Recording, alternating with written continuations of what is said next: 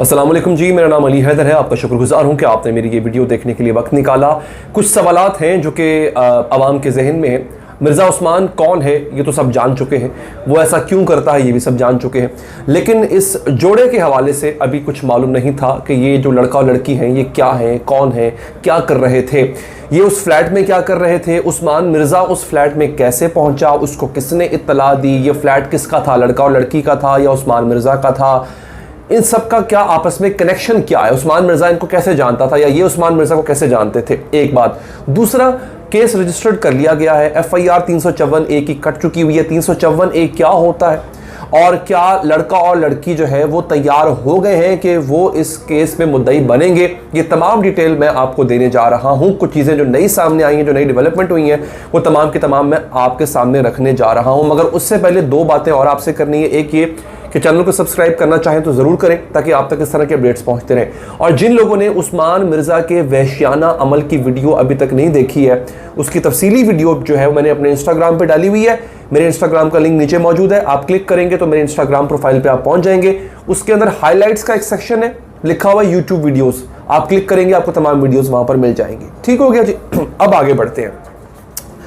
हुआ क्या हुआ, ये सबसे पहले ये हुआ है कि लड़का और लड़की राजी हो गए हैं कि वो पुलिस को अपना बयान भी रिकॉर्ड कराएंगे, अदालत में पेश होना पड़ा तो अदालत में पेश भी हो जाएंगे।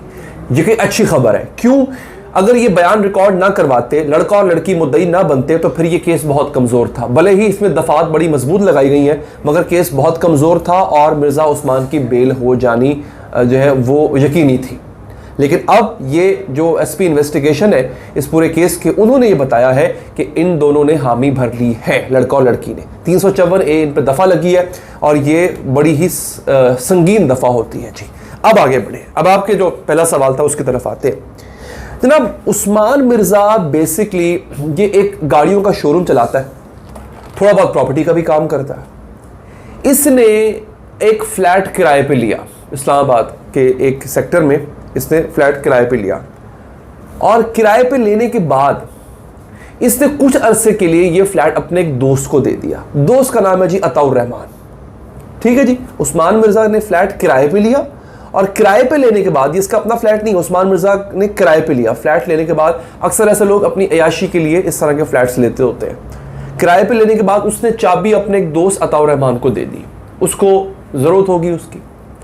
अताउर रहमान ने आगे इस फ्लैट की चाबी जो है वो इस लड़के और लड़की को दी, क्योंकि इस लड़के और लड़की ने कहा था कि एक कुछ अरसा के लिए यहाँ पे रहने के लिए आ रहे हैं। ये इन्होंने वहां पे रहना शुरू कर दिया, लड़का और लड़की ने। अच्छा, इस दौरान उस्मान मिर्ज़ा का भाई जो है वो उस्मान मिर्ज़ा के पास आता है और कहता है कि मुझे वो फ्लैट चाहिए। तो उस्मान मिर्ज़ा ने कहा कि यार मैंने अपना ये फ्लैट किसी दोस्त को, अपने एक दोस्त को दिया हुआ है। अब उस्मान मिर्ज़ा को ये नहीं पता कि उसके दोस्त ने आगे किसी और को ये फ्लैट दे दिया है जो कि ये लड़का और लड़की थे। उस्मान मिर्ज़ा कहता है मैंने ये फ्लैट अपने किसी दोस्त को दिया। उस्मान मिर्ज़ा का भाई बाज नहीं आता, वो चला जाता है फ्लैट के ऊपर। फ्लैट पर जाता है, घंटी बजाता है, आगे से ये लड़का निकलता है जिसको मार पड़ रही थी। वो देखता है कि ये तो वो उसका दोस्त नहीं है उस्मान मिर्ज़ा का, ये तो कोई और है। वो उससे पूछता है कि भाई तुम कौन हो? कहता है भाई तुम कौन हो, तुम क्या करने आए हो यहाँ पे? मुझे फुला शख्स ने जो है वो ये फ्लैट दिया है। अच्छा, इस लड़के को भी पता नहीं है कि ये फ्लैट उस्मान मिर्ज़ा का है। उसके जहन में है कि ये जिससे मैंने चाबी ली है, जो उस्मान मिर्ज़ा का दोस्त है, ये उसका फ्लैट है।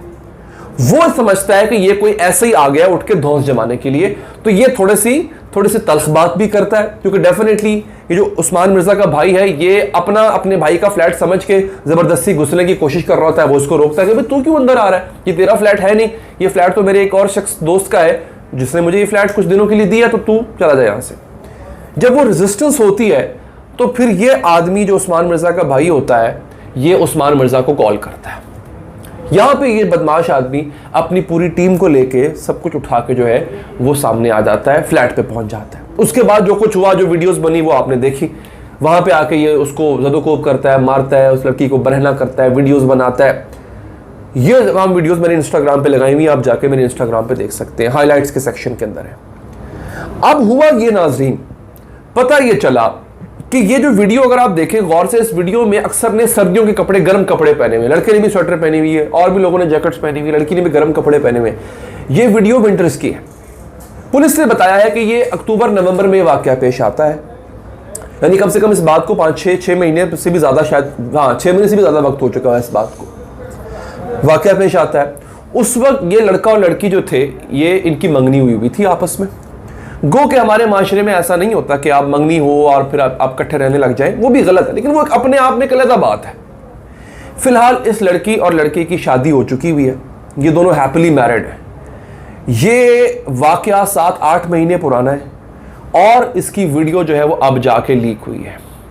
लड़का और लड़की इतने डर गए थे, पुलिस का ये कहना है कि वो इतने सहम गए थे कि वो राजी नहीं थे कि वो इस पर आके अपनी रिपोर्ट दर्ज करवाएं। लेकिन अब ये कहा जा रहा है कि एक तो मिर्ज़ा उस्मान, इसके बारे में पता ये चला है कि इसके मोबाइल से मजीद वीडियोस मिली हैं और ये पता चला है कि ये एक आदी इंसान है, ये इस तरह के काम पहले भी करता है, ये लोगों को, लड़कियों को पहले भी ब्लैकमेल करता आया है, इसके पास मजीद चीज़ें जो है वो निकल रही हैं।